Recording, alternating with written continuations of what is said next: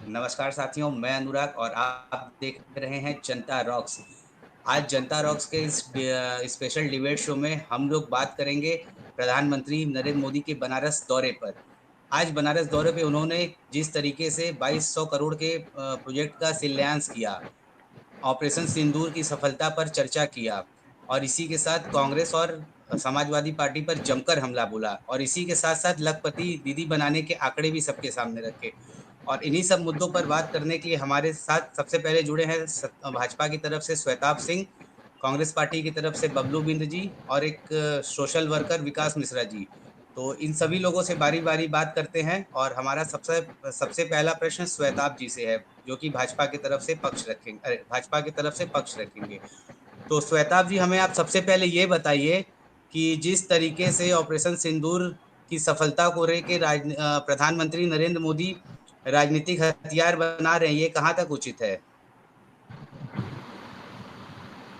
सर्वप्रथम सबको नमस्कार। अनुराग जी, आपका कहना है कि माननीय मोदी जी हथियार बना रहे हैं ऑपरेशन सिंदूर को लेकर। सर्वप्रथम ये गलत बयान है आपका। ये गलत कहाँ से बना रहे हैं? जो सब कुछ है वो सब सामने है। विपक्ष हमेशा से कुछ न कुछ चीजों लाने के लिए, मुद्दे से भड़काने के लिए, देशवासियों को सही सही राह से भटकाने के लिए हर चीज में लाके वो अपनी बात रखते हैं।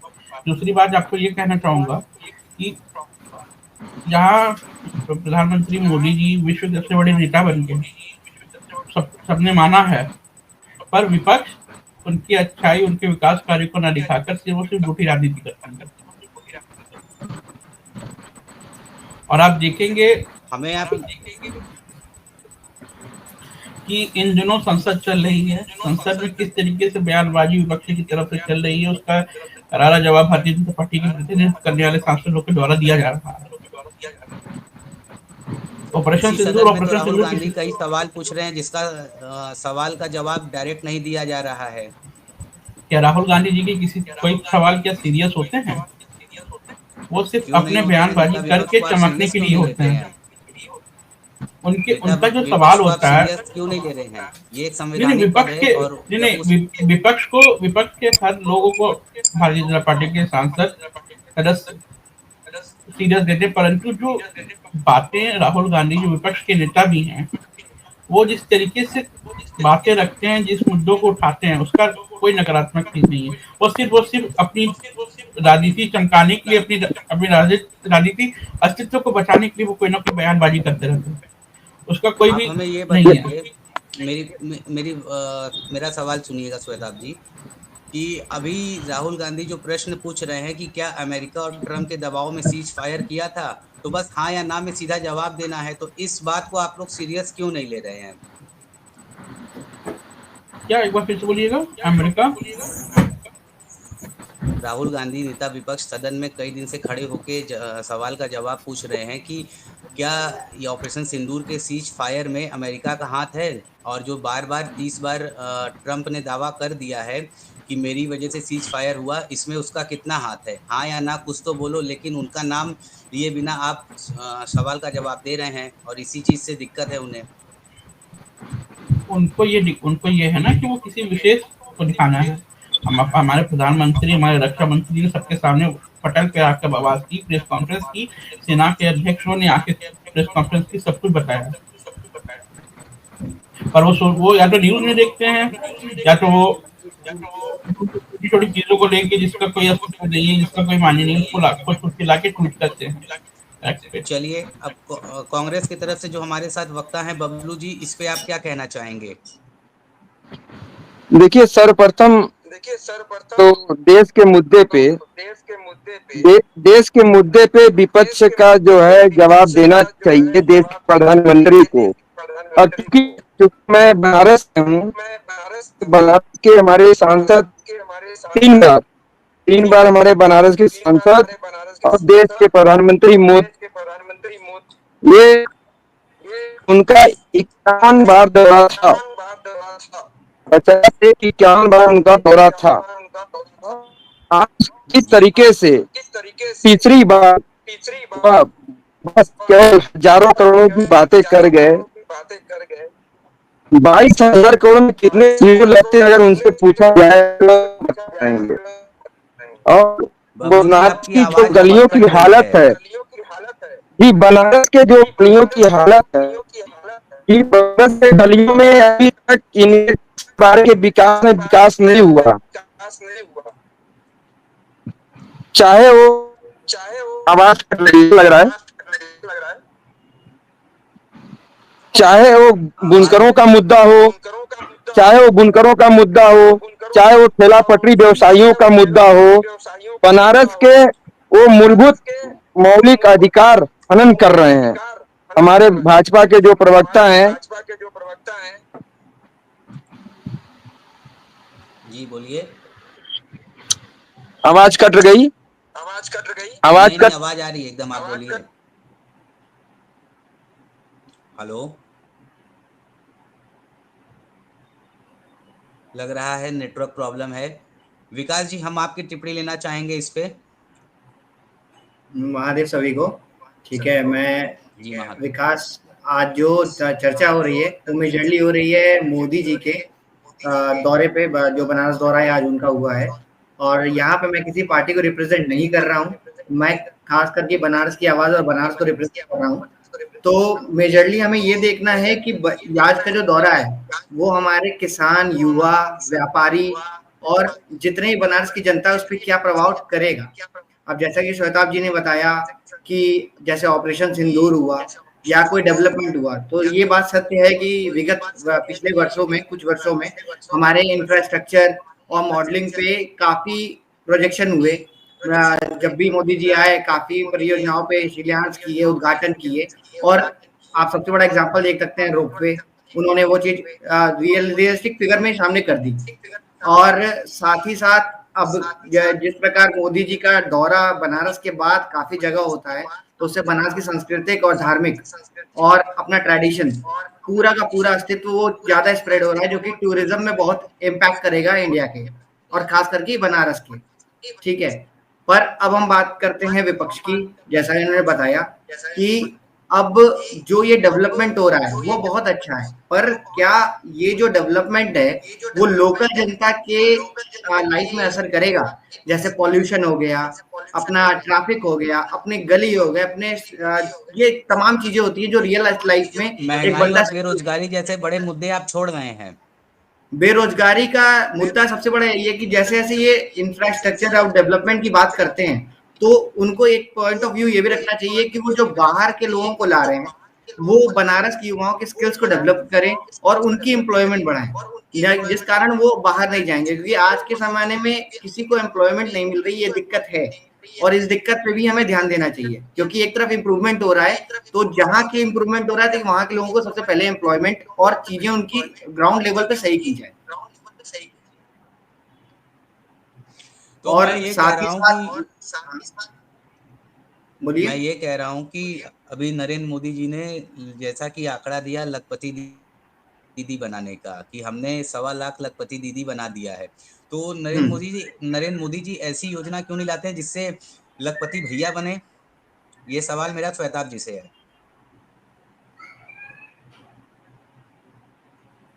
श्वेताब जी, बाकी आपको ये बताना, लखपति भैया हर हर साल सरकार की तरफ से अलग अलग विभागों में एसएससी की रिक्वायरमेंट और यूपीएससी अपनी जगह है। आपकी सॉरी, आपकी फेस कट रही है। आप कैमरे के पोजीशन को पहले ठीक करके एकदम फ्रंट पे लाइए, क्योंकि आपका चेहरा एसएससी कट। में हाँ, ये ठीक है, एसएससी की परफेक्ट। रिक्वायरमेंट हो रही है, आरआरबी में रिक्वायरमेंट हो रही है, हर विभाग में रिक्वायरमेंट हो रही है। तो अब कहाँ जा रहा है? हर जगह तो हो रही मैं है। कह रहा हूँ भाई, जैसे लखपति दीदी आपकी जो योजना है बात है जैसे लखपति भैया क्या आपने बात की, लखपति दीदी 1.25 लाख के लमसम का बताया, आंकड़ा आपने की दावा किया है। तो उसमें आपको ये बता दें कि क्यों नहीं हो रहा है, क्यों नहीं हो रहा है।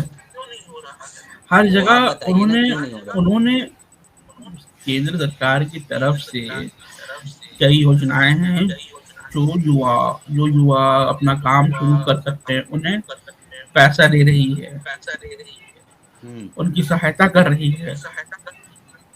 तो लेकिन सरकार तो सिर्फ घोषणाएं करती हैं, जब आप लोन लेने जाएंगे तो आपको भी पता है कि किस तरीके से लोन लिया जाता है या दिया जाता है। क्या ये बताइए, इतनी आसानी से क्या लोन हर कहाँ चीज मिलते में, हैं? तो ये बता दीजिए, देश की सुरक्षा या कहीं भी सुरक्षा रहते हुए हर चीज का वेरिफिकेशन होता है कि नहीं? क्या चीज? हर छोटे हर चीज का वेरिफिकेशन होता है कि नहीं? आधार आइडेंटिटी जी। हुई, जैसे अब लोकसभा, जैसे चुनाव में आप पत्रकार हैं, चुनाव में अगर आप जाते हैं तो कहीं भी होती है तो आपकी फेस आइडेंटिफिकेशन होती है कि नहीं, आपका पहचान होता है कि नहीं? उन सबको देखते हुए हर चीज को लेके लोन वोन का जो आप बात कर रहे हैं, उस सब में एक प्रोसीजर होता है जो हर बैंक का होता है। उसको आइडेंटिफिकेशन करने के बाद, उसको वेरीफाई करने के बाद उसके बाद ही दिया जाता है। क्या आप देखिए, नहीं बोल सकते बैंक हैं? सबसे पहला पेपर मांगता है आपका आईटीआर लोन लेने के लिए। सबसे पहले तो वो, अगर विकास जी मैं गलत बोल रहा हूँ तो बताइएगा। नहीं, आईटीआर सबसे या आपका पहला इनकम पेपर प्रूफ। आईटीआर मांगते हैं। तो अब आप जी। बताइए कि इस समय कितने परसेंट ऐसे स्टार्टअप करने वाले लोगों के पास आईटीआर अवेलेबल होगा जिन्होंने कभी आज तक बिजनेस किया ही नहीं था। एक तो वो लोन, वो बैंक से क्यों लोन लेंगे? सरकार की कई योजनाएं, तो उस फिर, योजनाओं का लाभ उठाएं वो। अरे तो उस योजनाओं का लाभ कैसे उठाएंगे? बैंक के ही पास तो जाएंगे पैसे लेने के लिए। नहीं, बैंक के खाते में उनके द्वारा आएगी, इस योजनाओं के तहत आएगा, वो वेरिफिकेशन करेंगे उसके बाद। आरटीआर का मुद्दा नहीं है। आप जब आज के युवा हैं तो मेरी बात कंप्लीट होनी है। आप आप किसान निधि वाली बात कर रहे हैं क्या, जिसका आज 2200 करोड़ रुपए मोदी जी ने किसानों के अकाउंट बैंक सुनिए में सुनिए डायरेक्ट जारी सुनिए, किए हैं? अनुराग जी सुनिए, मेरी बातों को पूरे होने दीजिए, उसके बाद। किसान की बात अलग है, युवाओं की बात अलग है। हम्म। किसान अपनी खेती बाड़ी करके, वो रोजगार करके वो पैसा कमा रहे हैं। पर जो युवा हैं, जो जी। आप बात बोल रहे हैं, उसका एप्लीकेशन फॉर्म होता है, उसके बाद उनके प्रोसेस होता है लंबा चौड़ा। यहाँ पे विभाग हो, जी। यहाँ पे विभाग है बना, हर जगह सेटिंग होती है, उस विभाग में जाके अनुमोदन देना, आवेदन देना रहता है। उसके बाद स्क्रीनिंग के बाद ही सब कुछ होता है। जरूरी नहीं कि आप अप्लाई किए, आपके अगले दिन आपके हाथ में कटोरा, कटोरा नहीं, बल्कि आपके यहाँ पार्सल जैसे डिलीवरी आ जाएगी। सब सबका प्रोसीजर होता है, सब हम्म। कुछ है। आप पढ़े लिखे हैं, पत्रकार हैं, आप बहुत दिन से पत्रकारिता कर रहे हैं, तो आपको सब चीज है। चाहे आज के टाइम पे हर चीज का डिटेल नेट पे अवेलेबल है, आप खोज सकते हैं। अब जब डिटेल की ही जब बात आ गई है तो फिर हम आपके साथ डिटेल के साथ ही बात करेंगे। हमें अभी आप ये बताइए कि नरेंद्र मोदी जी ने आज अपने भाषण में एक सबसे बहुत अच्छी बात बोली कि हम लोगों को स्वदेशी सामान अपनाना चाहिए और ऐसे सामान अपने घर पे लाने चाहिए जिसको बनाने में भारतीय का पसीना बहा हो। हाँ ठीक है, आपने सुना ये हाँ भाषण उनका? हाँ, तो अब आप हमें ये बताइए, स्वदेशी बातों, जो स्वदेशी सामान बनाने की बात है सिर्फ भाषणों तक में सीमित है? आज भी हमारे यहाँ डेली लाइफ में हम लोग जो भी सामान यूज करते हैं वो सब तो चाइनीज मेड होते हैं। मोबाइल हो गया सबसे पहले, जिस पे हम लोग वीडियो कॉल पे बात कर रहे हैं। देखिए, ये नेट हो गया जिसका हम लोग इस्तेमाल कर रहे हैं। ये देखिए, एक बात बता दें, टेक्निक कहीं ना कहीं से अडॉप्ट होती है। आज के टाइम में आप किसी किसी एक पर्टिकुलर चीज के, स्वदेशी को जो आप बता रहे हैं, स्वदेशी को बढ़ावा दे रहे हैं प्रधानमंत्री महोदय, उसको बढ़ावा देना अच्छी बात है। हमारे अपने देश में मूल देश की, प्रोडक्ट्स ऐसे क्या क्या हैं जो मैन्युफैक्चर होते हैं जो विदेश में जाते हैं? सॉरी, कौन से प्रोडक्ट? हमारे देश में पिछले ऐसे 10 सालों में कौन कौन से प्रोडक्ट बनाए गए हैं जो विदेश में हम लोग एक्सपोर्ट करते हैं? बहुत से बहुत से प्रोडक्ट्स हैं, बहुत से कुछ प्रोडक्ट हैं। आप लिस्ट बता सकते हैं? लिस्ट तो, जो पहले होते थे उसकी बात मत बताइएगा, इन 10 सालों में 2014 से लेके 24 के बीच में। अनाज, अनाज से बड़ा क्या है? अनाज उत्पादन किसान कर रहा है, उससे अरे हो जा अनाज रहा तो है, उससे बड़ा क्या है? अनाज तो 1947 से पहले से एक्सपोर्ट होते आया है। मैं पूछ रहा हूँ हाँ ठीक है। 2024 से लेके 15 तक में ऐसा भारत ने क्या मैन्युफैक्चर किया है जो हम लोग विदेश को सप्लाई करते हो? जैसे मोबाइल हो गया, जेट इंजन हो गए, चिप्स हो गए, मल्टीनेशनल कंपनीज कुछ निकले होंगे। टीसीएस आए दिन अलग अलग प्लेटफॉर्म की सहायता से, टेक्निकल सपोर्ट पे लाके वो लाके दूसरे विदेशों में उसकी जानकारी दे रहा है, जानकारी क्या, वो प्रदान कर रहा है। चलिए विकास जी, अब अगला सवाल आपसे इसी सेम टॉपिक पे। जिस जी। तरीके से मोदी जी कह रहे हैं कि स्वदेशी सामानों को हम लोगों को इस्तेमाल करना चाहिए, और वाकई में मैं भी इसका समर्थन करता हूँ, करना चाहिए। लेकिन अभी वर्तमान स्थिति हमारे देश में तो इसके उलट है। देखिए इसका भी मैं कारण है। फैक्ट पे बात करता हूँ। हाँ, इसका एक कारण है। अगर हम देखें, जैसे आपने मोबाइल की बात की, वो जो हमारे रेगुलर यूज का है, ठीक है, हम सबसे जी। पहला हमारा जो पॉपुलेशन है, ठीक है, स्वदेशी समाज बनाने के लिए स्वदेशी लोग रहना जरूरी है। ठीक। अब काफी आज के युवाओं को, काफी लोग को नहीं पता है कि हैंडीक्राफ्ट सबसे ज्यादा इंपोर्ट इंडिया से होता है। ये इंडिया की अपनी चीजें हैं। पर हम क्या करते हैं, हैंडीक्राफ्ट थोड़ा सा महंगा पड़ता है, पर हम क्या करते हैं, एंटी टार्निश ज्वेलरी पहनते हैं, ना कि वो ट्रेडिशन करते हैं। अब घूमर हो गया, चीजें हो गई, तो मखाना हो गया। आज मखाना इंटरनेशनल लेवल पे जिस लेवल पे है, उसका आप अनुमान भी नहीं लगा सकते। परंतु इसका जो अपना ठीक डीमेरिट क्या है, इंडिया वाले उसकी वैल्यू नहीं करते। ठीक है, जो चीज वहां $10 में बिक रही है 100 ग्राम में, इंडिया वाले 100 रुपए भी लेने को नहीं राजी हैं। उनको लेना है स्वीट कॉर्न। ठीक है, अभी रिपोर्ट आई थी, स्टारबक्स है टाटा का, जैसा कि श्वेता जी ने बताया, टाटा टीसीएस जाके आगे प्रमोट कर रही है। तो प्रमोट जो कर रही है अभी टाटा ने ही, अब एक टाटा एक गार्लिक मिल्क देता है, ठीक है, उसका रेट है 499 प्लस जीएसटी। ठीक है, तो उसका जो रेट होता है ना 499 जीएसटी, वही दूध और हल्दी हमें घर पे फ्री में मिलता था, पर हम नहीं पीते थे। बट एक ओपन वर्क स्पेस में जाके हम वहां पी रहे हैं और वहां हम उसको 500 रुपए दे रहे हैं। तो ये गलतियां हमारी है। ठीक है, हमारी युवाओं की है। हाँ, आप जो बोल रहे हैं कि बाहर एक्सपोर्ट क्या क्या होता है पिछले 10 साल में मैक्सिमम, तो मैं ये कह सकता हूं कि हमारी पोटेंशियल एक्सपोर्ट हुई है। जो हमारे अच्छे इंजीनियर्स हैं, हमारे अच्छे एलाइड बैच वाले स्टूडेंट्स हैं, स्किल डेवलपर हैं, सब गए बाहर, वो होगा एक्सपोर्ट। ठीक है, तो सुंदर ये पिचाई उपलब्धि है कि क्या है? ये उपलब्धि भी है। और देखिए सुंदर पिचाई, अब देखा जाए तो सीईओ ऑफ गूगल कहा जाता है, पर वो सीईओ ऑफ गूगल है, सीईओ ऑफ अल्फाबेट है, क्योंकि गूगल की पेरेंट कंपनी आज की युवाओं को नहीं पता है। ठीक है, और वो केरला के हैं, पर वो कहाँ रह रहे हैं, अभी यूएस रह रहे हैं। है अपना वो, अपने अपने ये Rishi Sunak, ex PM of UK, वो इंडिया के ही है, स्किल्स है, सब कुछ है, पर वो इंडिया में नहीं है। वो इंडिया की प्रशंसा कर देते बस, that I am an Indian. तो ये ब्रांड पे हमारा ब्रांड नहीं बन सकता, आई एम एन इंडियन। ठीक है, तो हमें इस पे लगना है कि जो हमारे एलाइट बैच निकल रहा है, पहले हम प्रायोरिटी उन्हें दें कि हमारे इंडिया में वो रुके। वो बाहर क्यों जा रहे हैं? Because of currency, because of unemployment, because of competition. इन सब चीजों को सरकार को देखना जरूरी है।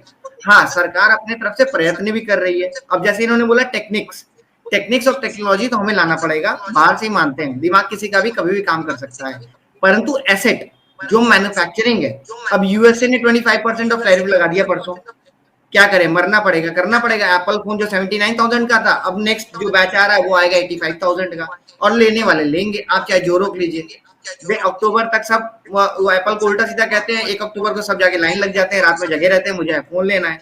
ठीक है, तो देश में कमी किसी चीज की नहीं है। लोग कहते हैं पैसा नहीं है, तो इल्यूमिनाटी पे 4 लाख की टिकट ऐसे नहीं जाती है। ठीक है, वो सारी चीजें हैं देश में, पर देश को क्या है कि मुझे बाहर की चीजें यूज करनी है, तो देश को खुद को उसके लिए रोकना पड़ेगा। और हमारे सरकार को ऐसा मॉडर्न, हाँ, एक आपने लोन की बात की अभी, आपसे श्वेताब जी को मैं कहूंगा, एमएसएमई लोन आता है स्टार्टअप्स के लिए। ठीक है, श्वेताब जी मैं आपको बता दूं, प्रोटोकॉल इज गुड, पर सरकारी में मुझे नहीं लगता है कि हमें कुछ पेमेंट करना चाहिए अगर हम कुछ कोई चीज को आगे बढ़ने जा रहे हैं। तो एमएसएमई में सबसे पहले रजिस्ट्रेशन कॉस्ट 22,000 रुपए होती है, जो कि आपकी डॉक्यूमेंटेशन चेकिंग के लिए होती है, 22,000 रुपए, और ये आपसे अपफ्रंटली मांगी जाती है जब आप तो डॉक्यूमेंट्स अपने सबमिट करेंगे। और उस डॉक्यूमेंट्स में अगर आपके कोई भी कमी है तो दैट इज नॉन रिफंडेबल, यानी बंदे का 22,000 भी गया और बिजनेस भी नहीं हुआ। और लोन का फिक्स नहीं है, उसका लोन कितने का आएगा, दैट इज 25,000 से लेके 50 लाख तक का लोन है, पर 25,000 भी उसका आ सकता है। वो 22,000 देगा, 25,000 कमा लिया, उससे बेटर वो बैंक से लग जाएगा, वो प्राइवेट इंटरेस्ट दे देगा उसका 11%, उसको क्या दिक्कत है, 4% नहीं हो रहा है। तो ये सब रीजन है। तो मैं इसीलिए मैं सरकार से विनम्र निवेदन करूंगा कि वो जो हमारे एलाइड बैच हैं, हमारी जो चीजें हैं, तो जो बाहर के लोग गवर्न कर रहे हैं इंडिया को, क्योंकि इंडिया वाले as a labour, as a low cost labour consider होते हैं वर्ल्ड के ग्लोबल लेवल पे। ठीक है, उस चीज का टैग हमें हटाना है कि we are not a slave, we are manufacturer. Chanakya की फाइनेंशियल जो कूटनीति थी, फाइनेंशियल नीति थी उनकी, ठीक है, अर्थव्यवस्था, पूरा वर्ल्ड उसको फॉलो करता, पर कोई चाणक्य को प्रेज नहीं करता कि वो मगध के थे। ठीक है, किसी के मुंह से नहीं मिलेगा, बट ये कहेंगे इनकी फाइनेंशियल स्टेटस बहुत ऊपर है। यूएसडीटी आज 90 रुपए छू रहा है, क्यों छू रहा है? वो स्टेटस मेंटेन किया हुआ है, पर हम केवल ये रटते रह गए चाणक्य के नियम को फॉलो नहीं किए। तो हम अगर खुद को प्रेज नहीं करेंगे तो सामने वाला क्या मुझे प्रेज करेगा? वो तो कहेगा भाई अपने लोग को ये लोग उल्टा बोलेंगे, then why we need to visit there. वो आएंगे तो $200 में हमारे इंडिया का आधा डेस्टिनेशन घूम लेंगे। हम जाएंगे तो हमारे लिए 1.5 लाख रुपए लग जाएगा पहुंचने तक। तो आप डिफरेंस देख लीजिए क्या हो जाता है, कहीं भी हमें नॉर्मल जाना होगा तो इसीलिए हमें अपनी आइडेंटिटी को पहले परखना पड़ेगा, हमारे स्किल्स को पहले परखना पड़ेगा। और जैसे एआई का जमाना आ गया और यूट्यूब में एक बहुत बढ़िया स्टेप लगाया कि आप विकास जी बातों को जल्दी खत्म करिए, श्वेताब जी को भी टाइम देना है। हाँ, तो एआई का जमाना है, तो एआई का जमाना जो है, अगर अभी प्रोडक्टिव एआई है, एजेंटिव एआई पे इंडिया काम ही नहीं कर रहे हैं, लोग रील बना रहे हैं, पर ये नहीं समझ रहे कि उसके आगे का जो हो सकता है शायद हम बना के उसको डेवलप कर दें, उसको फेंक दें, बिल्कुल, तो उसके ज्यादा प्रेज होगा ना उसमें। तो गो विद ट्रेंड। युवाओं को मतलब आज के युवाओं को, यंगस्टर को टेक्नोलॉजी की तरफ आकर्षित नहीं किया जा रहा है, नहीं, वो भटके हुए हैं। हाँ, युवा खुद ही डाइवर्टेड है, युवा खुद ही ब्लफ्ड है कि वो आगे करना क्या चाहते हैं, वो केवल रील देखते हैं। अब श्वेताब जी के पास आते हैं। श्वेताब जी, जो कि आप नेता हैं, तो आपसे हम नेतागिरी वाली ही बात करेंगे। आज के भाषण में नरेंद्र मोदी जी ने एक बात बोला, समाजवादी पार्टी और कांग्रेस पर हमला करते हुए, और दावा किया कि माफिया राज खत्म हो चुका है। तो हमें आप बताइए, क्या वाकई में माफिया राज खत्म हो चुका है? क्यों नहीं हुआ? बहन बेटियां हमारी घर से सुरक्षित निकल रही रात में, कभी भी कोई दिक्कत नहीं हो रही है। तो माफिया राज तो पहले खत्म हो चुका है योगी सरकार में। जिस तरीके से हमारे आदरणीय मुख्यमंत्री योगी जी की सरकार दूसरे टर्म में उनकी चल रही है, खत्म होने वाला है। प्रधानमंत्री नरेंद्र मोदी के संसदीय क्षेत्र बनारस के बीएचयू आईटी कांड के बारे में जान रहे हैं ना? उसके बाद भी न जाने कितने रेप्स हुए और मर्डर हुए, ऑल ओवर यूपी की मैं बात कर रहा हूँ, सिर्फ एक पर्टिकुलर वाराणसी की नहीं। डकैती, स्नैचिंग, तमाम चीजें हो रही हैं। आप कैसे कह सकते हैं कि महिलाएं सुरक्षित हैं? उस पर कार्रवाई नहीं हो रही है, उस पर कार्रवाई नहीं हो रही। 24 घंटे के अंदर अंदर यूपी सरकार की पुलिस के द्वारा, प्रशासन के द्वारा कार्रवाई करके गुंडों को ढेर कर दिया जा रहा है। आप हमें ये बताइए, अभी पिछले साल ही हिंदू युवा वाहिनी के कुछ लोगों ने यूपी पुलिस, वाराणसी पुलिस को रोड पे गिरा के पीटा था। उनमें से किसके ऊपर, कितनों के ऊपर कार्रवाई हुई थी? जिन लोगों का नाम आया था उन लोगों में तो कोई जेल गया ही नहीं था। नाम बता दीजिए कौन थे? अरे अब नाम बोलना है तो मैं नाम भी बोल दूंगा, लेकिन आप बताइए, हिंदू युवा वाहिनी में बनारस में कौन है जिसने पुलिस के ऊपर क्या कहते हैं हमला किया था, और जिसमें से सिर्फ ये गुप्ता कास्ट के लोगों को जेल भेजा गया, लेकिन जो राजपूत कास्ट के थे वो बच गए, उनका नाम तक हटा दिया गया या नाम डाला ही नहीं गया। अगर अरे ये नेट पे है, ऑन रिकॉर्ड आप खोज सकते हैं। अब नाम मैं किसी का लेना उचित नहीं समझता यहाँ पे। नहीं, लेना उचित भी नहीं है। जांच हुई है, जांच में जो सामने आया उस पर पड़ताल करके प्रशासन द्वारा कार्रवाई की गई है। जो सत्यता, नाम बहुत लोगों के आते हैं, अगर आप देखें कहीं कहीं से बहुत जगह से आते हैं। जब तक वेरीफाई, ये बताइए, 90 के दशक में बहुत ही चर्चित माफिया डॉन आज आपके पार्टी में है जुड़े हुए, उनकी पत्नी एमएलसी हैं, उनके ऊपर भी आप लोग कार्रवाई करेंगे या फिर ऐसे ही छोड़े रहेंगे? इसकी बात आप कर रहे हैं? इसकी बात कर रहे हैं? किससे बात कर? माफिया विजय सिंह, जिसके ऊपर रक्तांचल मूवी बनी है, वेब सीरीज। हाँ, तो मुख्तार अंसारी का कट्टर दुश्मन जो है, इस टाइम क्या स्टेटस है उनका? वो कहाँ है, किस पार्टी में एक्टिव है? अरे वो पार्टी से होना क्या? बाहुबलियों का साथ क्यों चाहिए बीजेपी को? बाहुबलियों का साथ हमको नहीं चाहिए, सपा को चाहिए, बसपा को चाहिए। अरे तो फिलहाल तो आपके साथ जुड़े हुए हैं, बाहुबली तो आपके साथ जुड़े हुए हैं, क्योंकि देखिए ये आपके साथ क्या, ये जिसकी सत्ता रहती है वो उसके साथ जुड़े रहते हैं। चल अभी सत्ता किसी और की आएगी, ये बाहुबली उसके साथ चले जाएंगे। लेकिन देखना ये चिन्हित हो जाता है कि कौन पार्टी कितना ईमानदार है, वो बाहुबलियों को लेके चलता है, कौन लेके नहीं। सपा कांग्रेस तो बदनाम थे, बसपा भी बदनाम थी, भाजपा भी बदनाम हो गई। बदनाम नहीं हुई है? कौन है जो पार्टी में होगा उसके ऊपर कोई केस नहीं होंगे? छोटे मोटे हर नेताओं के ऊपर केस होते हैं, आपको पता है। आप वो थोड़ा सा कैमरा एंगल सेट करिए, थोड़ा सा चेहरा आपका कट जा रहा है श्वेताब जी। आपको ये बता दें, पार्टी में जो भी हर किसी पार्टी में हर नेताओं पे छोटे मोटे मुकदमे होते रहते हैं और हैं भी, उनके प्यार भी चल रहे हैं। तो आप किसी एक पार्टी, पर्टिकुलर तो पार्टी की ऐसे बात लोगों करके का जो जिनकी छवि ही क्या नाम है हत्यारे वाली है, किडनैपर वाली है, वैसे छवि वाले लोगों को आप लोग लेते ही नहीं बल्कि टिकट देके कहाँ है सदन में भी पार्टी? भेजते हैं। कहाँ कहाँ पार्टी, कौन सदन में गया है? ब्रिजभूषण शरण सिंह जो कैमरे पे खुद खड़े होके बोलते हैं कि मैंने हत्या किया था, वो आज किसके साथ है? पहले सपा के साथ थे, आज आपके साथ हैं। वो क्या वर्तमान में कुछ है? वर्तमान में कुछ अरे है? वर्तमान में नहीं है लेकिन पहले तो थे, उस समय आपके पार्टी में ही तो थे, और कुछ उनके लड़के शासित हैं इस करते समय क्या है? वर्तमान में। तो उनके वर्तमान में उनके उनके लड़के। हाँ, तो लड़के हैं, लड़के पे क्या कोई केस है? आपने अरे हत्यारों और उस पे बात की है, किसी की परिवार से आना जरूरी नहीं है। ये ऐसे जिस बताइए, तरीके से तो बात कर रहे हैं राहुल गांधी की नीतियों पे, परिवारवाद को आप बढ़ावा नहीं दे रहे हैं? आपने नहीं। ऐसे लोगों को ही टिकट क्यों दिया जो परिवारवाद को बढ़ावा दे रहे हैं? दूसरी चीज, प्रज्वल रेवन्ना जिसके रैली में नरेंद्र मोदी ने जाकर बोला था कि इसको वोट देने का मतलब नरेंद्र मोदी को मजबूत करना, और उनके ऊपर देखिए रेप का आरोप सिद्ध हो गया कल। सिद्ध हो गया, कार्रवाई होगी पार्टी के द्वारा, पार्टी के तो द्वारा उनसे, कार्रवाई होगी। उनके साथ भी गठबंधन है, तो क्या गठबंधन टूटेगा आपका? शीर्ष नेतृत्व जो करे वो करे। चलिए विकास भाई, शीर्ष आप कुछ क्या कहना शीर्ष चाहेंगे इन सारी बातों पे? मेरी बात कंप्लीट देखिए जो करिए। मा- शीर्ष नेतृत्व जो करेगा वो उससे करेंगे, हम हमारे बोलने से कुछ नहीं होगा। हमारे ऊपर कई नेता बैठे हैं, नरेंद्र मोदी जी बैठे हैं, नड्डा चल जी बैठे हैं, अमित शाह जी बैठे हैं, बहुत लोग बैठे अच्छा, हैं।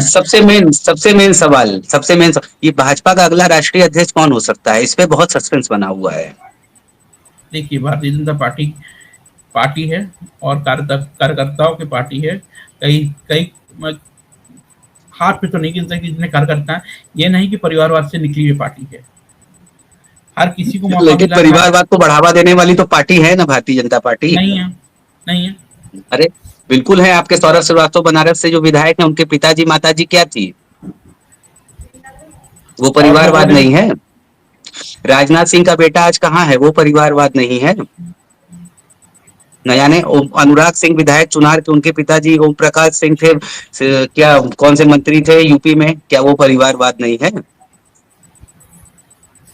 आपको ये बतला दे, जो भी लोग हैं, राजनाथ सिंह की बात की, राजनाथ सिंह नहीं चाहते थे उनका लड़का है, राजनाथ सिंह नहीं चाहते थे वो लड़का है, पर उनका लड़का बोला कि जो भी मैं करूंगा, स्टेटमेंट आप देख सकते हैं ऐसे तो वो। अदर नहीं नहीं, पार्टी मेरी वाले भी, बात मुलायम सुनिए सिंह सुनिए यादव भी सुनिए कहते हैं कि हम नहीं चाहते थे मेरा लड़का आए, लेकिन वो आ गया, क्यों नहीं चाहते काबिल थे? था, मुख्यमंत्री बन गया। नहीं, क्यों क्यों नहीं चाहते थे? क्या उनकी पार्टी में कोई और मुख्यमंत्री का चेहरा नहीं था अखिलेश यादव के अलावा? आजम खान थे, फिर उसके बाद फिर शिवपाल यादव थे, और कई आजम तो खान बड़े को बड़े आप लोग नेता हैं। स्वीकार करते? आजम खान को स्वीकार करते आप लोग? हम लोग क्या भाई, पार्टी उनकी सत्ता में वो आए थे, और पार्टी जो करे वो करे, उनकी इंटरनल चीज उसमें हम क्या करें? जिसके आज तक पास बहुमत इतिहास है रहेगी। देश में, ना ही प्रधानमंत्री ना ही मुख्यमंत्री मुसलमान नहीं बना है, और इसी वजह से भारत का बंटवारा हुआ कि जिन्ना भारत का प्रधानमंत्री न बन जाए, यानी कोई मुसलमान न बन जाए भारत का प्रधानमंत्री पहला। आपको खैर ये ये सब तो बतला दूं, इतिहास की बातें हैं। नहीं नहीं, इतिहास की बात नहीं है। भारतीय जनता हमारा देश सबको लेके साथ में चलने वाला है। ये नहीं कि अखिलेश यादव और राहुल गांधी की वजह से कहाँ अखिलेश विपक्ष यादव को तो सिर्फ, आप लोग लेके चल ही नहीं रहे हैं, तो फिर किस आधार पे कहते क्यों हैं कि नहीं सबको क्यों साथ लेके क्यों नहीं चलते लेके हैं? चल रहे हैं, क्यों नहीं लेके चल रहे हैं? बड़ा, हम हर वर्ग को साथ में लेके चलते हैं। ये नहीं कि अखिलेश यादव की तरह सिर्फ और सिर्फ मुस्लिम की राजनीति। अभी उनके अभी उनके बीवी पर बयानबाजी एक मुसलमान ने की थी, वो उनके पार्टी के नेता हैं, उस पर उन्होंने कुछ नहीं बोला। उसको आप नहीं लेंगे क्यों? आपने बहुत अच्छा टॉपिक उठाया, जो मौलाना था जिसने ऐसी गंदी टिप्पणी की थी, उसने अपने वीडियो जारी करके खुल के बोला था कि मैं दिल्ली चुनाव में बीजेपी को वोट दे रहा हूं क्योंकि मैं चाहता हूं बीजेपी जीते और मैं बीजेपी का समर्थन करता हूं। इस पे आप क्या बोलेंगे कि ऐसे समर्थन लोगों को आप लोग करना, खुद पालते नहीं हैं, नहीं, उससे गंदे सुनिए कमेंट्स सुनिए करवाते हैं, सुनिए फिर सुनिए माहौल बिगाड़ते सुनिए, हैं? समर्थन करना कार्यकर्ता होना अलग होता है। समर्थन को बहुत लोग कर सकते हैं, बाहर से आके समर्थन बहुत लोग कर सकते हैं। आप एक एक लोग का नहीं जाएंगे। क्या क्या क्या ही आपके पास प्रूफ है कि वो समर्थन शब्द बोल दिया, तो क्या ही आप है कि या क्या उनका एक एक वोट चेक करेंगे? अब आप एक एक यही चीज हमको समर्थन। बताइए, कोई सपा समर्थक यही चीज किसी भाजपा की लेडी के लिए बोला होता तो आज अखिलेश यादव का पोस्टर लगा के सभी बड़े बड़े चैनल डिबेट कर रहे होते और लोग उनके पुतले फूक रहे होते।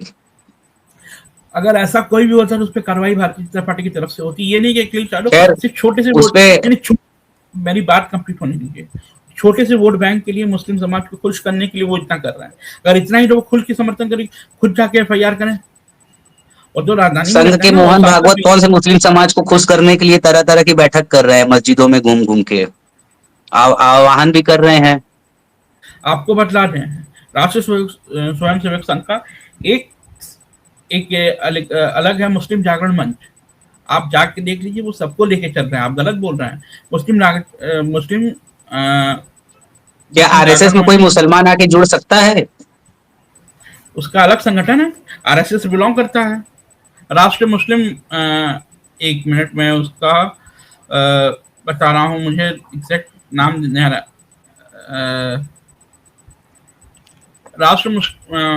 राष्ट्र मुस्लिम मंच शायद है, RSS को एग्जैक्ट याद नहीं आ रहा। उसको इंद्रेश जी भी उसको नेतृत्व कर चुके हैं। उसके इंद्रेश जी आप जान रहे होंगे, RSS के बड़े स्वयंसेवक हैं और बड़े पद पर हैं। इंद्रेश जी भी उसका संयोजक रह चुके हैं वो चीज का। और RSS ने कभी ये नहीं बोला कि हम सिर्फ हिंदू, हम सबको लेके चल रहे हैं। हमारा RSS की अलग अलग संगठन बने हैं। अखिल भारतीय विद्यार्थी परिषद है, अखिल भारतीय किसान सभा भी है, बहुत से है। आप उसको देखिए। चलिए, एक आजकल छोटा सा प्रोपोगंडा लेके आप लोग पत्रकार हैं, बोलना नहीं चाहिए। एक छोटी छोटी पास आते हैं श्वेता जी, हम आते हैं आपके पास। अब थोड़ा विकास जी को भी टाइम ले ले और आखिरी टिप्पणी आपसे लेके खत्म करेंगे। विकास भाई, आप इस पे क्या बोलेंगे इनकी बातों पर? इनकी गायब हो बातों में गया। सबसे पहले तो आपने बहुत अच्छा मुद्दा निकाला, माफिया राज वाला। ठीक है, माफिया, देखिए माफिया राज नहीं खत्म हो सकता भारत से। पूर्वांचल तो उसके लिए विश्व प्रसिद्ध है, कुख्यात माफियाओं के लिए। ठीक है, और रही बात ये परिवारवाद वाली और माफियाओं का बल वाली, तो जाहिर सी बात है, एक राजा अपनी प्रजा में नॉर्मल को रखता है और अपने सेना में बाहुबल को रखता है। सेनापति हमेशा बाहुबल ही रहा है। ठीक है, तो हर राजा बाहुबल, बिना बाहुबल के कोई राजा नहीं बन पाएगा, ये फिक्स है। अब नाम ले रहा हूं मैं, माननीय अखिलेश जी, शिवपाल सिंह 2 यादव। से 3 मिनट में बात खत्म करिएगा, हाँ, क्योंकि अखिलेश जी, समय काफी देर हो गया है। अखिलेश जी, शिवपाल सिंह यादव। ठीक है, अब ब्रजेश सिंह आपका, ये हो गया आपका भाजपा। ठीक है, मुख्तार अंसारी कौमी एकता दल खुद ही गुंडा का चलता। गुंडा भूल रहे हैं। हाँ, सब सारे के सारे ये लोग वही थे और कोई नहीं थे। कुंडा भी थे। कुंडा तो निर्दलीय अपना काम करते हैं। वो तो समझ लीजिए हस्ती ही है, क्योंकि उनके पिताजी भी महाहस्ती थे, राजा और ये राजकुमार। ठीक है, तो ये चीज आपकी हटा ही सकते, आप कभी भी नहीं खत्म। और आंतरिक इनका भी कभी बना नहीं। सबसे बड़ा दिक्कत ये है, समस्या यही है। जो भाजपा ने अगर किसी को सपोर्ट किया तो एक हाथ पे रखा, दूसरे हाथ पे दूसरे को रखा, साथ में किसी को नहीं रखा, तो चीजें ये गड़बड़ होती हैं। और रही बात जो हमारा, विकास जी ने एक बात बोली है, मुख्तार अंसारी का नाम लिया है। मुख्तार अंसारी के उनके बड़े भाई अब्दार अंसारी को लोकसभा चुनाव में टिकट किसने दिया? श्वेता जी, आपको मौका देंगे हम, बस इनको 2 मिनट में बात अपनी खत्म पूरी कर लेने दीजिए प्लीज। तो हमारा जो ये मेन मुद्दा है कि मेन हमारा है परिवारवाद। आपको हर पार्टी देगी, आप कोई भी पार्टी उठा लीजिए, आपको परिवारवाद कहीं ना कहीं दिख जाएगा। क्योंकि हर इंसान चाहता है कि मैं सेटल्ड हूं तो मेरा बेटा सेटल्ड रहे। ठीक है, ये आपको दिखेगा ही दिखेगा। कहने की बात होती है ऑन कैमरा कि भाई बोल देना जाके कि हम नहीं चाहते थे, वो करना ही करना है और कुछ नहीं है। तो उसके बाद मगर फिर आगे वो डेवलपमेंट क्या करता है, वो उसका दिमाग है। अब मुनीम जो है, जो एक बनिया का दुकान पे बैठता है गद्दी पे, पिता 20 रुपए कमाएगा तो बेटा 10 ही रुपए कमाएगा, कमाना पड़ेगा भाई, क्योंकि उसका सिद्धांत है, वो ट्रेंड है। और मैं सरकार से या अपने जनता से एक चीज बहुत, और चुनाव आयोग, RSS जो भी है हेड इंडिया को कर रही है, मैं उससे एक निवेदन करूंगा कि जो आपको पता है, जैसे श्वेता जी ने बोला किस नेता पे केस नहीं है, तो ये बहुत बड़ी उपलब्धि नहीं है आपकी। आपका पासपोर्ट नहीं बन पाएगा भाई, आप जाओगे कहाँ फिर? आप जा ही कहाँ सकते हो? फिर तो आप भारत के रह गए ना, भारत के भारतीय रहो। आपसे हम थोड़ी बिजनेस कर पाएंगे, आपको तो क्यों गुंडा टैक्स देना पड़ेगा। तो ये कारण है कि आप ये फिल्टर आउट करो। एक भी केस है, जैसे अरविंद केजरीवाल जी ने एक बात बहुत अच्छी बोली थी, जिसपे केस है उसको टिकट मत दो। ठीक है, अंत में वो जो हुआ वो सब दुनिया जानती है। परंतु ये चीज, कुछ बातें हर इंसान की अच्छी होती हैं, निगेटिव में भी बुरा होता है। तो मैं ये लास्ट में यही निवेदन करूंगा सबसे कि एक जनता का मैंडेटरी होता है, क्योंकि चुनाव में वोट उन्हीं को देना है। तो वो एक बार फिल्टर आउट खुद भी रिसर्च करें, R&D जिसको हम कहते हैं, रिसर्च करें और देखें हम चुनाव जिसको वोट देने जा रहे हैं उस पर हो सकता है केस कभी भी मतलब आपराधिक केस आपका अनजुक्के में लग जाता है। जब मैं किसी दोस्त के साथ हूँ, उसके कारण मेरे पे केस लग गया, पर मैं उसके बाद कैसे सुधरा, मेरे अंदर ट्रांजिशन आया कि मेरे अंदर एक ब्लैक वही रहा, मेरा क्राइम फैलता गया। तो हमें ये फिल्टर आउट करके ही चुनाव में वोटिंग देनी चाहिए, तो उससे परिवारवाद भी खत्म हो सकता है, माफिया राज भी खत्म हो सकता है। जी थैंक यू। श्वेताब जी आप अपनी बात पूरी करिएगा, लेकिन मैं एक छोटा सा प्रश्न पूछ लेता हूँ, उसको भी लास्ट में जरूर बताइएगा। अभी भाजपा और संघ में एक विवाद चल रहा है 75 वर्ष को लेके, और आने वाले सितंबर में दोनों तरफ के लोग यानी संघ के मोहन भागवत और नरेंद्र मोदी दोनों लोग 75 वर्ष की आयु पूरी कर लेंगे, और ऐसा कहा जा रहा है कि हो सकता है दोनों लोग रिटायरमेंट ले लें, तो इस पे जरूर अपनी बात रखिएगा। आपको बतला दें, जहां आपने मोहन भागवत जी की बात की और आदरणीय प्रधानमंत्री मोदी जी की बात की, जो चीज होगी 75 वर्ष, आदरणीय मोदी जी भी 75 वर्ष के सितंबर में हो जाएंगे और मोहन भागवत जी 75 वर्ष पूर्ण हो जाएगा। तो जो होगा, जो भी निर्णय होगा 75 वर्ष की है, वो पार्टी हाईकमान करेगी। हम हमारे बोलने से हम बनारस के एक छोटे से हाई कमान ने तो पहले से ही नियम डिसाइड कर दिया है, जिसके तहत लाल कृष्ण आडवाणी, मुरली मनोहर जोशी से लेके कितने बड़े बड़े नेताओं को 75 वर्ष के बाद मार्गदर्शन मंडल में डाल दिया गया। तो क्या ये लोग भी जाएंगे? नियम तो वो सबके लिए पार्टी हाई बराबर होना चाहिए। वो पार्टी हाईकमान के द्वारा तय किया जाएगा। आप और हम लोग बैठ के इस डिबेट शो में नहीं डिसाइड कर सकते कि कौन कहाँ जाएगा। नहीं, बात तो सही है, हम लोग सिर्फ आशंका लगा सकते हैं, ऐसा हो सकता है वैसा हो सकता है। हाँ, वो पार्टी हाईकमान के पास है, वो करें। और आपको बतला दें, जब मोहन भागवत जी की बात की, मोहन भागवत जी ने अभी कुछ दिन पहले आपने एक न्यूज सुनी होगी, मोहन भागवत जी ने बोला मैं 75 वर्ष आयु का हो जाऊंगा, उसके बाद क्या होगा वो प्रतिनिधिमंडल तय करेगी।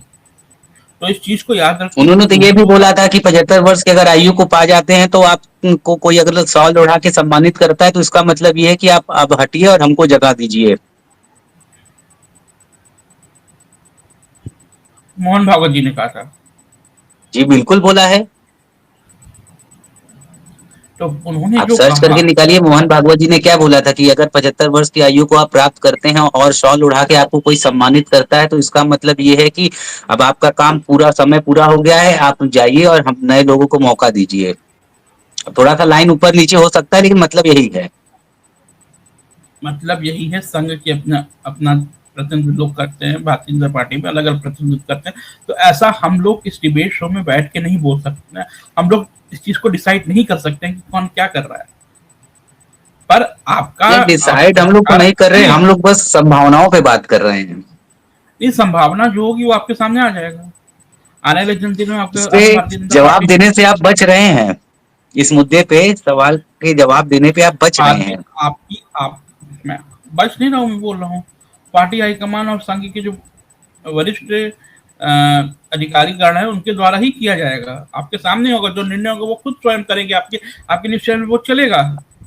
अच्छा, मान लीजिए किसी वर्ष किसी कारण नरेंद्र मोदी जी इस्तीफा दे देते हैं तो फिर मोदी के बाद भाजपा में कौन? अरे वही ना बोला कि हम हमारे यहाँ क्योंकि ऐसे आज बहुत से नहीं, नेता हैं। देखिए आज नहीं तो कल तो इस्तीफा देना ही होगा या फिर स्वेच्छा से हट ही जाएंगे। उसके बाद मोदी जी के बाद कौन, अगला कौन हो सकता है? इतना बड़ा कोई भाई चेहरा है भाजपा में? समाजवादी पार्टी, कांग्रेस, बीएसपी जैसे तो नहीं है ना कि एक कैंडिडेट एक चेहरा ही सब कुछ करेगा। हमारी भारतीय जनता पार्टी में कई कई पिछले ज्यादा 10 साल से कार्यकर्ता हैं। देखिए, मेरी बात सुनिए, पिछले 10 से 11 सालों से प्रधानमंत्री चेहरा है और उधर अपोजिशन में पिछले 10-12 सालों से कांग्रेस का राहुल गांधी भी चेहरा है। तो अंतर क्या हुआ दोनों में? एक मरे हुए मुर्दे को फिर से आप लोगों ने जिंदा कर दिया। मैं नाम नहीं लूंगा उसका, यात्राएं कर करके पूरे देश भर में घूमे, लेकिन आप ही लोगों ने तो बढ़ाया उन्हें। हमने नहीं बढ़ाया, वो खुद बयानबाजी करके आते हैं। और देखिए, यहाँ पे बैठ के हम लोग नहीं बोल सकते हैं ये चीज कि आपने बोल बोल के किया। वो कर रहे हैं राहुल गांधी जी भी। राहुल गांधी जी भी आज सदन के विपक्ष के नेता हैं, आपको ये ध्यान रखना चाहिए। और वो भी, लेकिन फिर भी तो आप उनको सीरियस नहीं लेते हैं। तो वो बात ही ऐसा करते हैं, क्या बोला जाए। वो कोई कौन सी बात, बात उन्होंने ऐसी कर दी? कुछ बताइए वो हम लोगों को। आप पत्रकार, आपके पास सब कुछ है, आप देख सकते हैं एक एक चीज। इसीलिए तो मैं दिन पूछ तक रहा हूँ कि बैठ ऐसी कौन सी जानकारी जो हमसे वो छूट गई देश हो। की, आप कोई भी बात रखिए, हम बताएं। आप कोई भी राहुल गांधी जी द्वारा कोई भी बात कही हो सदन में या कहीं पटल पे, तो आप बताइए, उसको बताऊं। कोई बात आपके राहुल विश्लेषण गांधी करते ने हैं नोटबंदी जब हुआ था उस समय बोल दिया था कि ये फेल हो जाएगा, नोटबंदी फेल हो गया। क्यों फेल राहुल हुआ? गांधी ने कोरोना से आने की लहर फैलने से पहले चेतावनी दी थी, लोगों ने सीरियस नहीं लिया, लेकिन वो फिर देखिए वो बात सच हुई।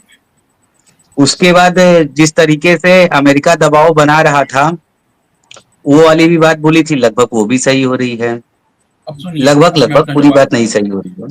हाँ, अब सवाल देखिए, देखिए, राहुल गांधी विपक्ष में यही पूछ रहे हैं ना कि चुनाव आयोग से मेन सवाल पूछ रहे हैं, तो चुनाव आयोग सवाल का जवाब देने से बच रहा है। चुनाव आयोग की जगह भाजपा के लोग जवाब दे रहे हैं।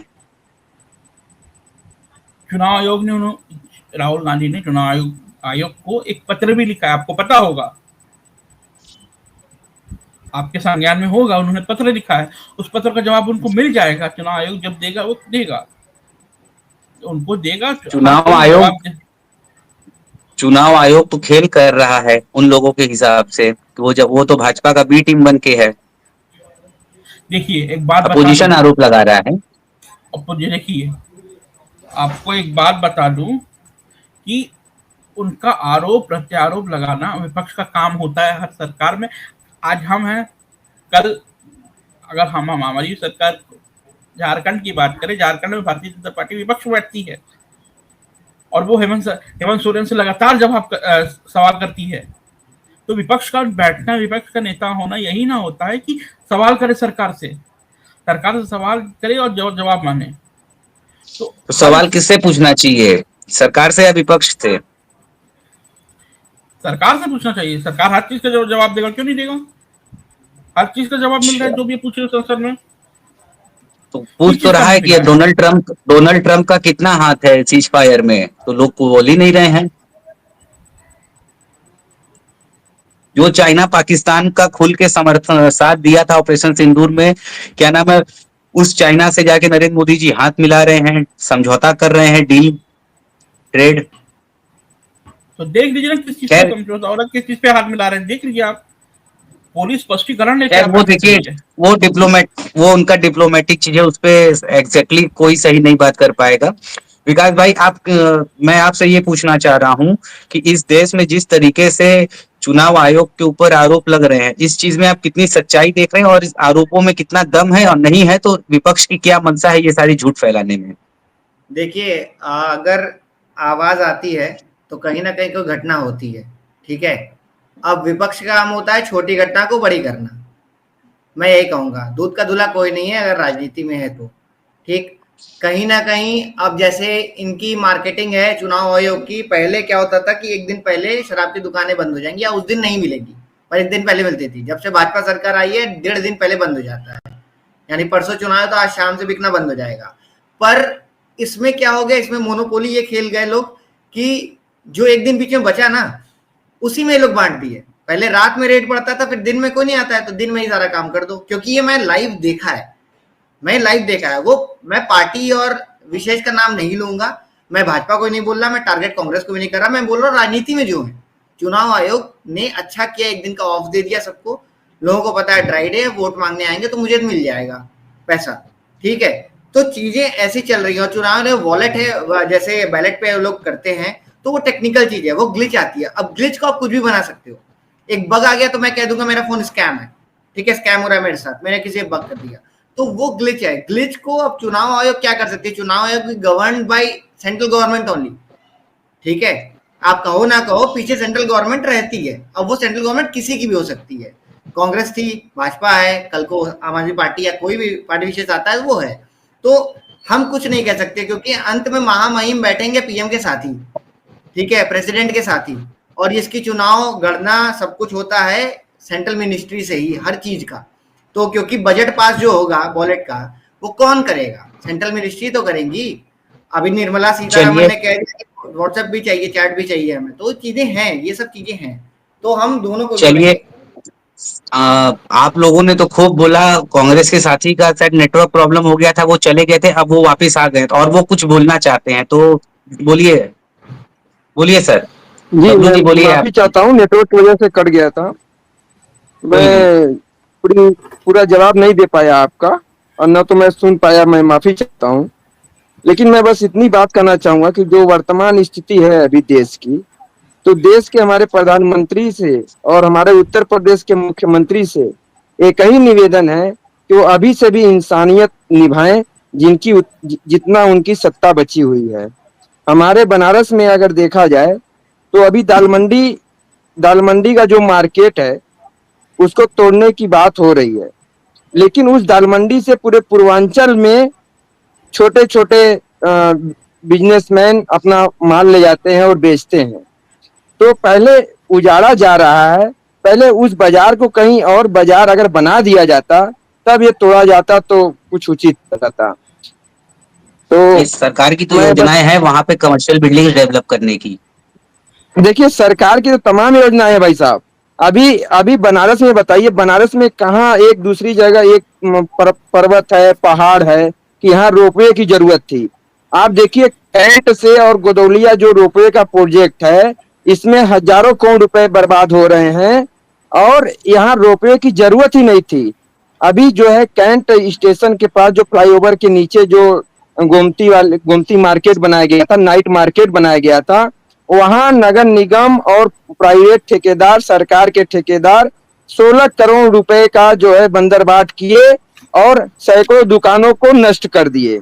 आप सोचिए, अभी जो ये रोपवे प्रोजेक्ट आप क्या समझ रहे हैं, कम से कम कैंट से लेके दशाश्वमेध तक हजारों लोग इसके जद्दोजहद में आएंगे और यह विकास नहीं हो रहा है। मान्यवर माफ करिएगा, ये हम सरकार का विकास नहीं है, यह हम लोग के बनारस के अस्तित्व का भविष्य और अस्तित्व और भविष्य बर्बाद हो रहा है। बबलू जी, मैं ये बोलना चाह रहा हूँ, यात्रियों की यात्रा को अच्छा बनाने के लिए, उनको बेहतर सुविधा देने के लिए तो ही रोपवे लाया गया है। तो इसमें अच्छा दिक्कत क्या आ रही है बनारस में? जी, यह बताइए, बताइए। अगर बनारस बनारस जो है गलियों का शहर माना जाता है, विश्व प्रसिद्ध है। बनारस मंदिरों का शहर माना जाता है, बनारस घाटों का शहर माना जाता है। यहाँ माँ गंगा विराजमान है, बाबा विश्वनाथ विराजमान है, बाबा संकट मोचन है, काल भैरव हैं, देवी आदि शक्ति दुर्गा जी हैं। तमाम यह धार्मिक, विश्व प्रसिद्ध धार्मिक जगह है। आप धार्मिक जगह पे क्या पर्यटन के नाम पे इतना छलावा करेंगे लोगों के साथ? वहां पे आपको क्या लगता है, ये क्या भारत की मशीनें वहां काम कर रही हैं, या चाइना की मशीनें हैं, या जापान की मशीनें हैं, या अमेरिका की मशीनें हैं? आप कहाँ, किस तरह का विकास बनारस में देना चाहते हैं? आप बाबा विश्वनाथ का ये विकास करेंगे, आप माँ गंगा ये का विकास करेंगे? बताइए, आप सोचिए।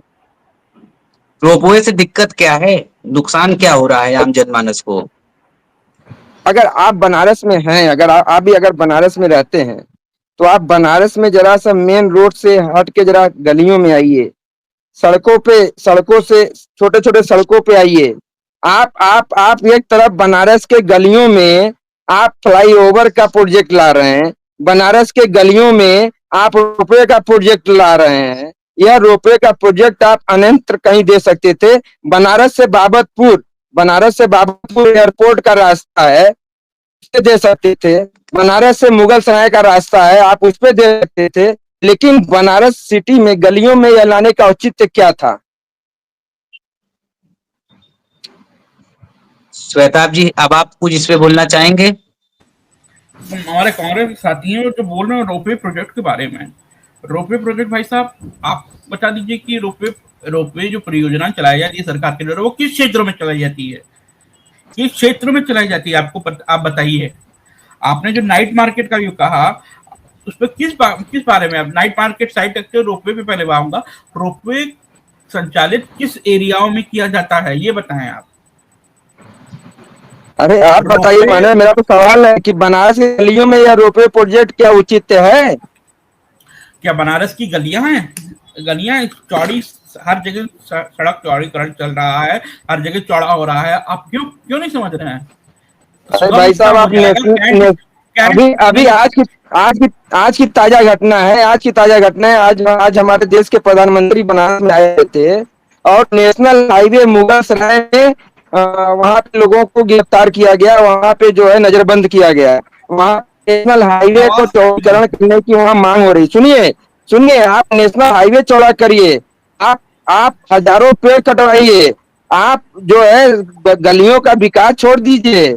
गलियों गलियों में आप बताइए, 40 साल से भाजपा की यहाँ गवर्नमेंट है ना, विधायक भाजपा के, सांसद भाजपा के, मेयर भाजपा के, सबसे अधिक नगर निगम में सभासद भाजपा के। अभी एक आपको मैं अगर बहुत सी बातें, इतनी बातें हैं कि भ्रष्टाचार का कोई सीमा नहीं है। अभी एक शिवपुर तालाब का मामला चल रहा है जो 5 एकड़ में है।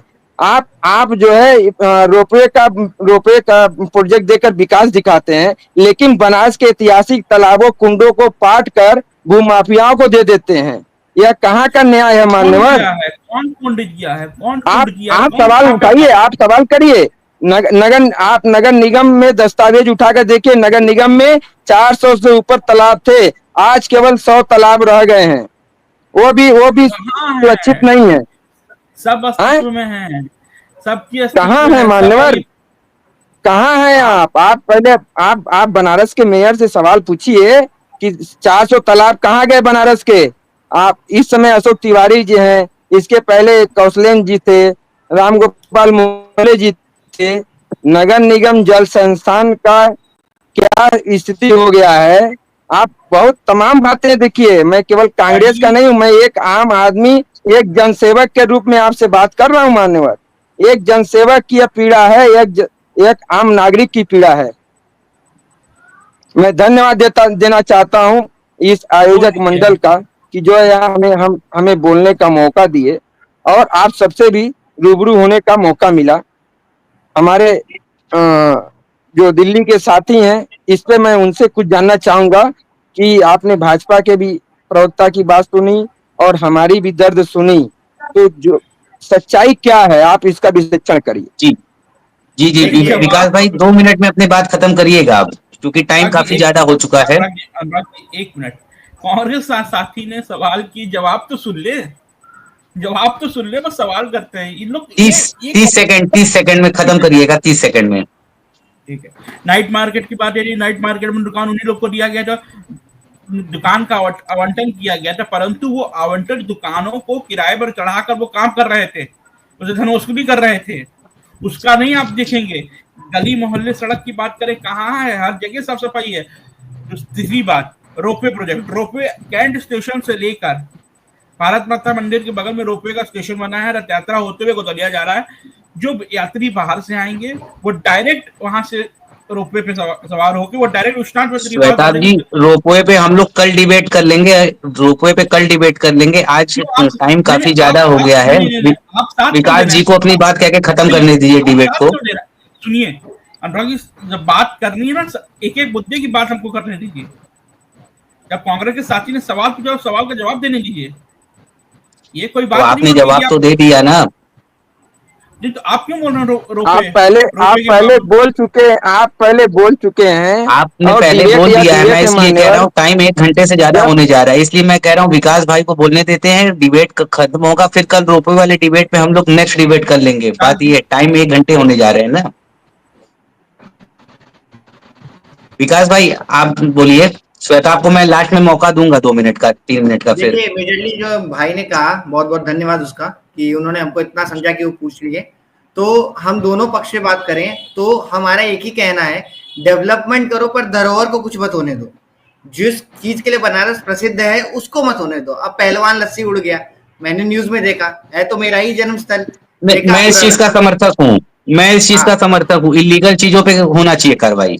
इलीगल क्यों चाहिए? जैसे दिल्ली में सरोजनी मार्केट उड़ गया, ठीक है, पहले उनको वार्निंग दिखाया गया, उड़ गया, पर उससे पहले 3 दिन वार्निंग मिली, वो लोग दौड़ा लिए पीडब्ल्यूडी वालों को, तब पुलिस आई और उन्हें एक्शन एक बार में लिया।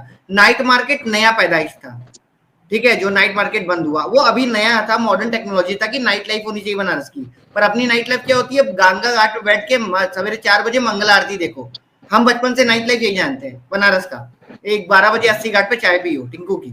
तो हमारा कहना ये रोपवे प्रोजेक्ट है। हाँ, इन्होंने सही बोला, रोपवे आप बाहर ले जाओ, हमको बावतपुर जाने में एनएच लगता है, वहां आप रोपवे ले आओ, या मेट्रो या फास्टेस्ट रूट निकाल दो उस चीज की, ठीक है। पर जब हम रूट बना रहे हैं ना, तो हमें काफी चीजें डिस्ट्रैक्ट करनी पड़ रही है। तो उस डिस्ट्रक्शन का क्या होगा?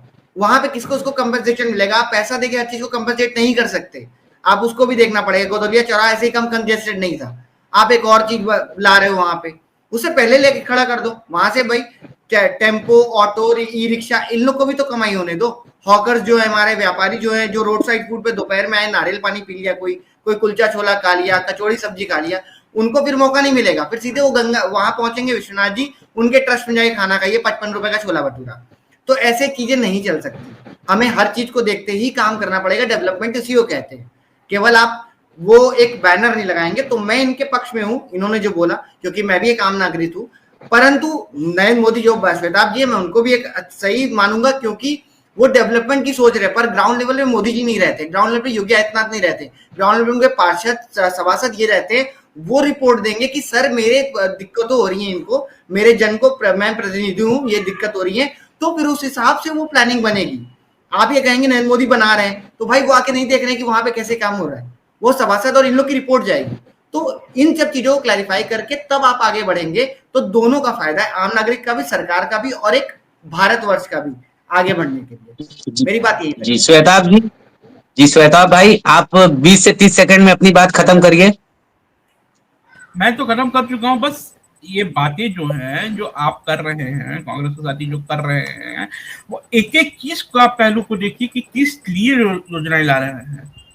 कांग्रेस के भी यहाँ पे प्रतिनिधित्व किए थे 5 साल, याद होगा आपको, क्या किए बनारस के लिए, क्या किए? एक मिनट, देखिए गलत बात नहीं। 5 साल, 40 साल में 5 साल डॉक्टर राजेश मिश्रा जी जब सांसद होते हैं, तो उन्होंने बाबतपुर एयरपोर्ट को अंतर्राष्ट्रीय एयरपोर्ट का दर्जा दिया, जिससे हिंदू, मुस्लिम, सिख, ईसाई सभी का भला हुआ। अभी तमाम जो है ब्रिज का निर्माण जो हो रहा है, उसमें भी उन्होंने योगदान दिया। और नहीं नहीं नहीं नहीं नहीं नहीं नहीं, मैं जातिवाद पे नहीं आया, मैं जातिवाद पे नहीं आया। और आप ये नगर निगम का रिकॉर्ड उठाकर देख लीजिए कि 5 साल अगर वो बनारस के सांसद रहे हैं, तो भाजपा का भी सभासद उनसे कितना काम करवाया अपने क्षेत्र में। हमारे मर गए विकास तिवारी जी हमारे श्री राम नगर में, उन्होंने राजेश मिश्रा जी के फंड से लाखों का काम कराया। और अशोक मिश्रा जी सुंदरपुर में, कमल पटेल सुंदरपुर में, ये सब लोग भाजपा के समर्थक थे। आप कहाँ हैं मान्यवर? 5 साल में उन्होंने जितना काम किया उतना आपके शंकर प्रसाद जायसवाल जी 3 बार रह के नहीं किए, मुरली मनोहर जोशी जी रहकर नहीं किए। आप 3 बार आपके देश के प्रधानमंत्री जी हैं, कहाँ हैं आप? भाजपा पूरे नगर निगम में, पूरे सदन में कब्जा की हुई, आप कहाँ हैं? चलिए बबलू जी, अब इन सब मुद्दों पे हम लोग फिर डिबेट कर लेंगे। चलिए, बहुत बहुत धन्यवाद आप सबका, बहुत बहुत धन्यवाद। इस मुद्दे पे फिर डिबेट कर लेंगे। आप लोग जुड़े, काफी अच्छा लगा, और उम्मीद करता हूं कि आप लोग कल फिर इसी समय आएंगे और हम लोग एक नए मुद्दे पर फिर से जोरदार बहस करेंगे।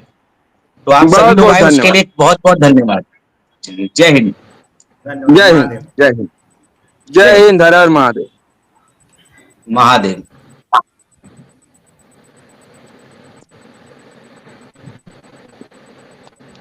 म्यूट कर दीजिए।